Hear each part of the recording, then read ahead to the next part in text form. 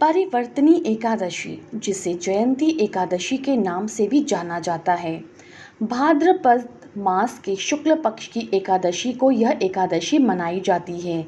इस दिन भगवान विष्णु योग निद्रा में होते हैं और वे करवट बदलते हैं, इसीलिए इसे परिवर्तनी एकादशी कहा जाता है।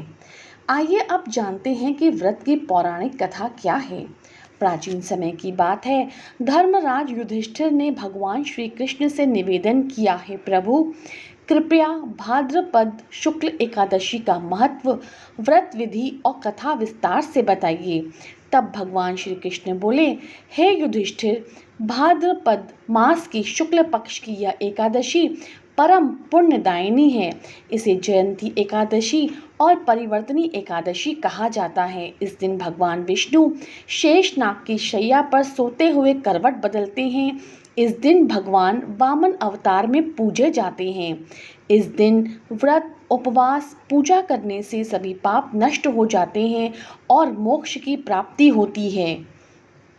यह कथा बलि महाराज और वामन अवतार की है। त्रेता युग में एक पराक्रमी, दानशील और धर्मात्मा राजा थे, राजा बलि। वे राक्षस कुल के थे, परंतु भगवान विष्णु के परम भक्त थे।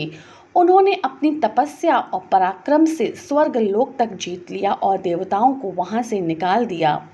देवताओं ने भगवान विष्णु से सहायता मांगी। भगवान ने तब वामन रूप में अवतार लिया। भगवान वामन ब्राह्मण वेश में राजा बलि के यज्ञ में पहुंचे। बलि ने उन्हें देखकर स्वागत किया और कहा, हे ब्राह्मण देव, आप जो भी मांगो मैं दूंगा।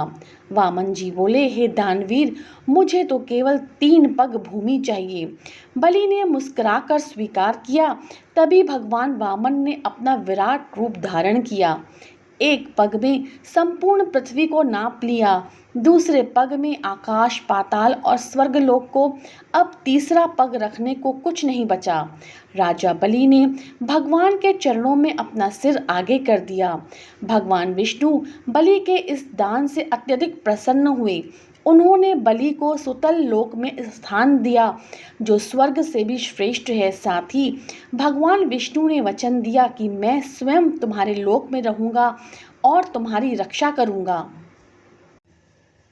तब से लेकर चातुर्मास आषाढ़ शुक्ल एकादशी से लेकर कार्तिक शुक्ल एकादशी तक भगवान विष्णु योग निद्रा में रहते हैं और परिवर्तनी एकादशी के दिन करवट बदलते हैं। परिवर्तनी एकादशी का विशेष महत्व है। इस दिन भगवान की आराधना करने से पापों का नाश होता है। यह व्रत करने से वैवाहिक सुख, संतान सुख, धन समृद्धि और मोक्ष की प्राप्ति होती है। इस दिन विष्णु सहस्त्र नाम, गीता पाठ, तुलसी सेवा, वामन पूजन और दान पुण्य करने से कई जन्मों के दोष समाप्त हो जाते हैं। इस व्रत के कई नियम भी हैं, जिसे पालन करना अति आवश्यक है। दशमी रात्रि से ही एकादशी व्रत का संकल्प लें। रात्रि में सात्विक भोजन करें, लहसुन, प्याज, मांस, मदिरा त्याग दें।